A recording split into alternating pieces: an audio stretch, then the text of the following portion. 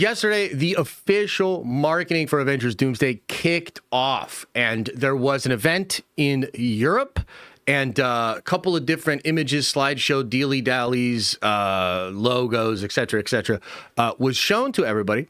This piece here is making the rounds for a couple of different reasons. So, confirmed teams in Avengers Doomsday, and these images were put on display for everybody here. And there's a couple of things that are surprising here, maybe of note. Here we have the Fantastic Four, familiar with all of them. Here we have the new Avengers. And that's the team that we're used to after Thunderbolts, basically, right? These are the guys in the post-credit scene. So you have Sebastian Stan, Florence Pugh, Lawrence Pullman, Hannah John Common, I can't read that, Wyatt Russell, and David Harbour. I'm excited for this team, by the way. Thunderbolts, underrated movie, great chemistry with this cast, and I'm excited to have them in the film. We have our X-Men team here, and there's some notable missing X-Men here, which we'll get into a little bit, but we have Patrick Stewart, Professor X, Rebecca Romaine is back as Mystique, Channing Tatum as Gambit, James Marsden as Cyclops, Alan Cumming as Nightcrawler, Kelsey Grammer as Beast, and Ian McKellen as Magneto. Pretty fucking dope. And then we've got this over here, which is kind of interesting. This kind of shocked some people. Not just because it looks like Paul Rudd is wearing lipstick and they have this continuous headshot that they use of Anthony Mackie everywhere where his face looks a little bit odd, but also because this team seems to confirm that Chris Hemsworth's Thor and Tom Hiddleston's Loki will be showing up together on this team for the Avengers, like the actual Avengers. What? That's kind of wild. Now, my big stupid head's in the way. Hang on. Sorry.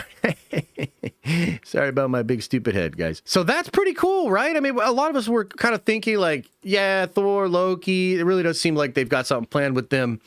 But now, seemingly confirmed, because again, this is actual promotion. Like, this isn't like somebody threw together a PowerPoint for some local Comic-Con. This is official Marvel stuff. This is how they're selling the movie to people, okay? Yeah, there's some interesting things here. So let's go through the interesting things, and then let's talk about the MCU and how it's over, and people are freaking out. So, first of all, this team specifically, again, with the Loki and Thor thing, that's kind of crazy. Now, it feels as though Sam's team of Avengers and Bucky's team of Avengers are going to kind of combine to become the Avengers. But they start operating as separate teams initially, and that's really clearly depicted by the Thunderbolts post-credit scene. This is the team of the Avengers that, Sam and the S.H.I.E.L.D. and the government, a little bit more official in that sense. However, the other group of Avengers has, like, the Stark Tower, potentially access to damage control, and things that Valentina had access to, including a lot of technology and stuff like that. Why then would Loki and Thor be on this team of Avengers?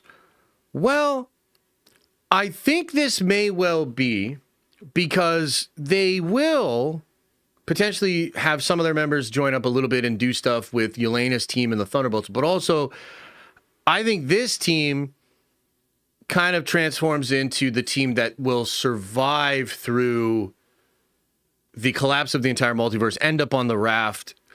And part of why is we saw footage with Danny Ramirez in that one behind the scenes shot with Ebon Moss-Bachrach, and I believe Shuri was there, and it seems to be some kind of a ship, which a lot of us thought was maybe like the life raft or something that would become the life raft. Now, as far as Loki is concerned, this is really interesting because this is weird because it's really like they're trying to sell you, I think, because this is marketing. Don't forget that. This is marketing. I think they're really trying to sell you on this team of Avengers, and Thor and Loki are the coolest ones on this team. And so I can't tell if this is just a marketing ploy, and it technically is true to some thing that's going to happen maybe in the third act or the second act, or is it actually the case that Thor comes into the picture much sooner?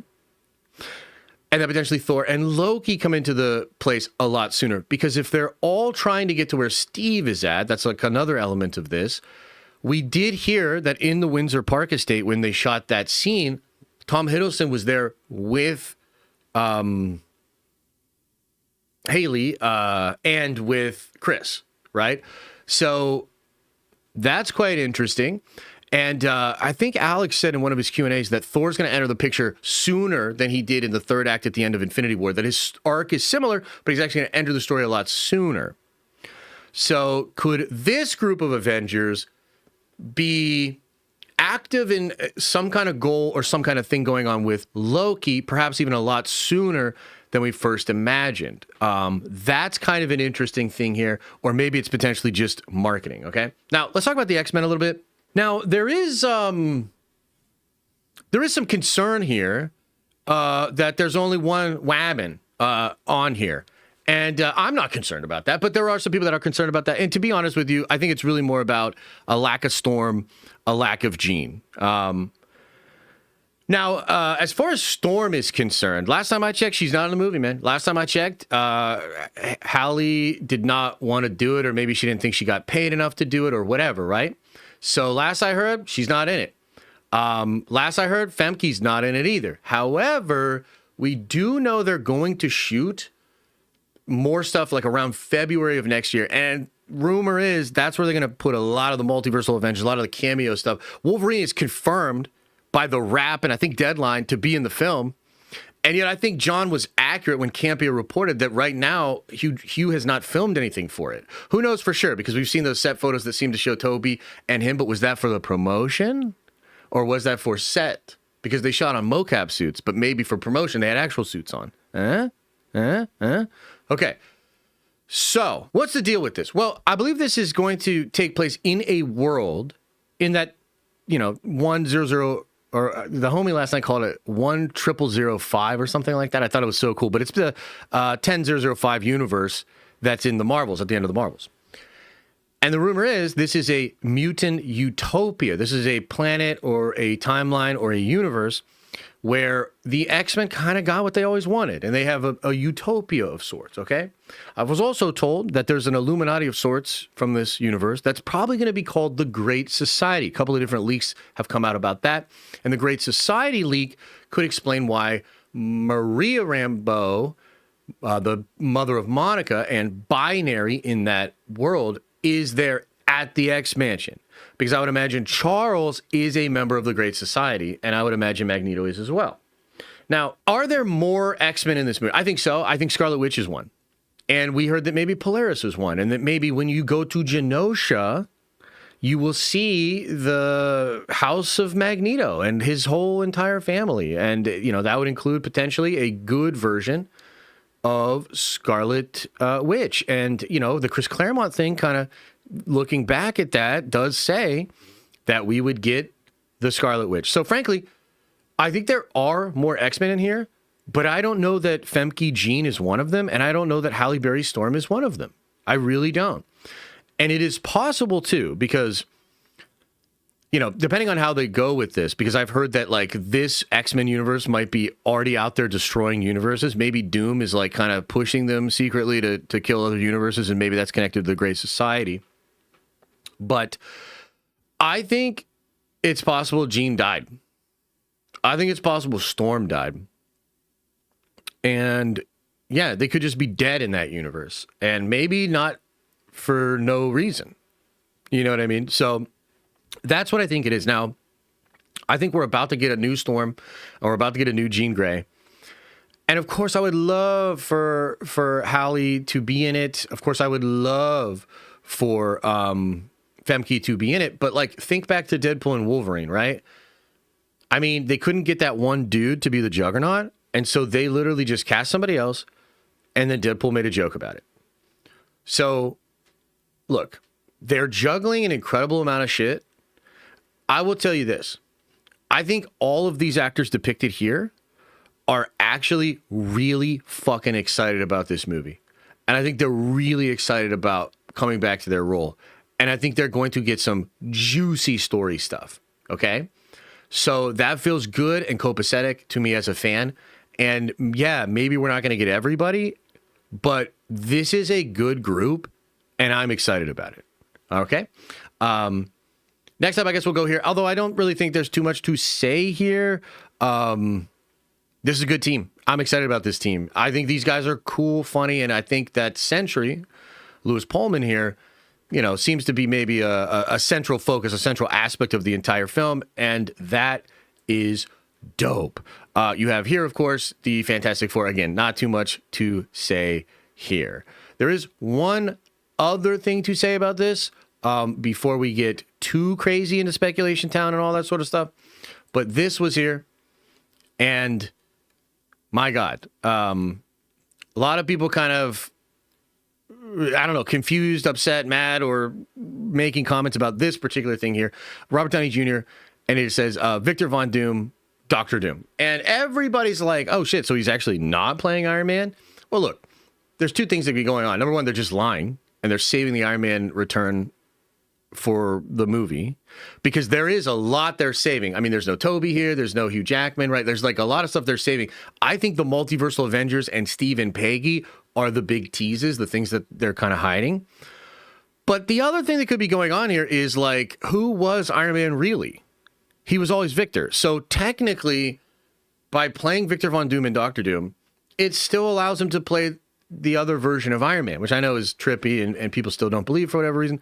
But more and more, I just think that is what it is. So, yeah, that's kind of like a thing. Now, we'll talk a little bit about the MCU and the Scoopers and Kevin and just everything that's going on.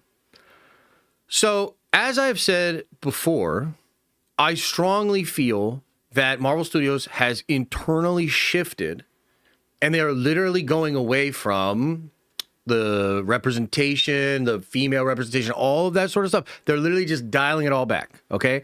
I've heard this. Chris Gore has talked about this. Gary from Nerderotic has talked about this. A lot of people talk about this. There's an internal shift at Marvel. Basically, what Chris Gore said was like, Kevin basically told everybody, like, we tried. We tried. It didn't work. We have to do what the audience desires. And so they're pulling away from that.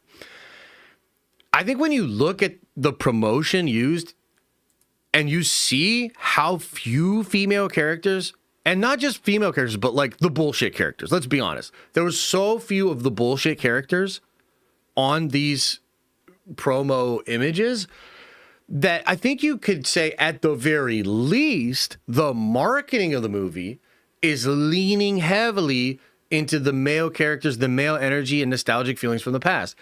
I think that is appropriate. The thing that happened yesterday, though, and you can see this, it happened all over the internet. A lot of the scoopers and the insiders and the people that run their websites, et cetera, literally got so butthurt about this. They were so mad about this. Literally saying, like, bring the MCU back. Like, what the fuck is this? And then other people saying, like, oh, but there's other characters and they're mostly women, all this sort of stuff. It's all the same energy. And I've tried to say this before, but I'm basically convinced that about 2 years ago, maybe a year and a half ago, Marvel quietly made that shift. And this explains political stuff that was removed from certain projects as well, leaving them feeling pretty bland, but also maybe less damaging to the brand overall. And it also explains why about a year and a half ago and 2 years ago, all the scoopers turned on Marvel and Kevin Feige. Bro, they have been so negative towards Kevin. And in my DMs, it's even worse than what they say publicly. It's crazy. And I'm sitting there like, what happened? Like, why did you guys all turn on Kevin? This is why. This is why. Because they cannot handle this. And they want to make it a thing. And they want to shame. And they want to confuse. And they want to make people like me mad. Remember when Daniel was talking about how the MCU X-Men was going to be female-centric? That shit was a lie. Okay? And we don't know how many of these other little things that the scoopers put out here and there are also lies. And at the end of the day, look, I don't really think it matters that much. I mean, the other day, it might have literally been Monday. Somebody, like, one of the first things y'all brought up was, like, She-Hulk. And I'm literally like, why the fuck are we talking about She-Hulk? I don't give a fuck. Like, this is the shit we should be talking about. These are the cool characters. These are the cool heroes. These are awesome Fox X-Men characters. What are we doing even rehashing the past and doing all that? And you know what the truth is? some of these people just can't let go of that. And they're just going to like try to make it a thing and try to bitch and moan the whole way to Endgame, or the whole way to Doomsday and the whole way to Secret Wars. And it really doesn't matter. It really doesn't matter. Their time is over. This shift is real. And it's not going to literally become no girls allowed, but it's probably going to return to what Marvel was when it was purchased. And there were all these articles that came out in like 2007, 2008. I've brought them up on stream before.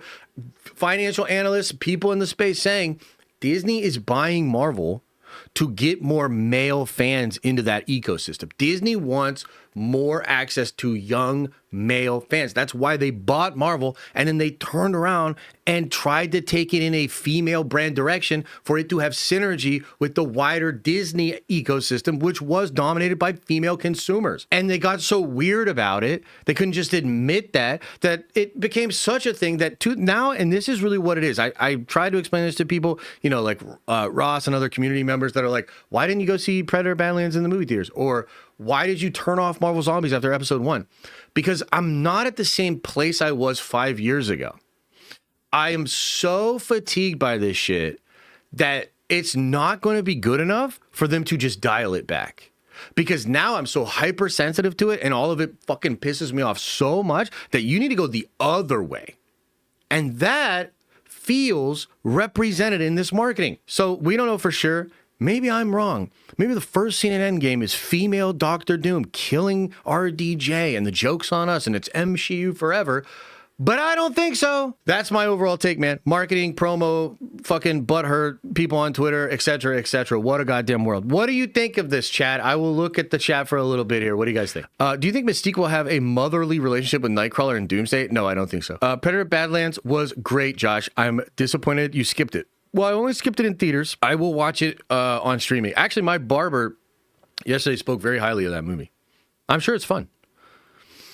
You're missing 12 to 15 years of context in between. They made the switch after they hit the pinnacle. Why wouldn't they try shit? That's fair. I mean, you know, when you're kind of on top of the world, you take a little bit more chances. You feel like, and they did frankly have more cachet, because the thing that's weird is we did watch a lot of that shit. So like they were right in a sense. I just think that like there was a turning and they didn't adjust and like just kind of went further and further and further.